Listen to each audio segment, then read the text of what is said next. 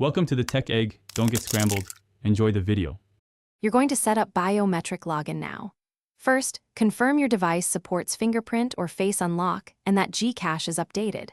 Once done, open Gcash and sign in with your credentials. You'll be prompted to enter your MPIN, enter the 4 or 6-digit code to authenticate. Make sure your phone's biometric lock already works at the system level because Gcash relies on that. After MPIN confirmation, navigate to Profile or Security to begin enabling biometric login. Now enable the biometric option inside Gcash.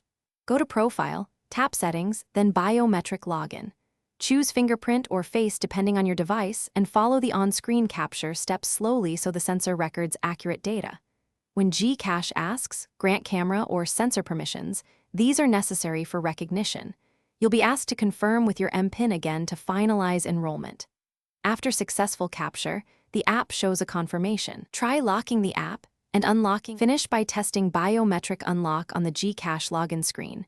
For payments or sensitive actions, you may still need your MPIN, which is normal.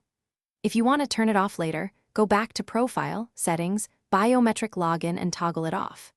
If biometric login fails, re-enroll the fingerprint or face in your phone settings and in Gcash, and make sure the app is updated. As a quick fix, clear the app cache or reinstall the app. That resolves most permission or enrollment glitches.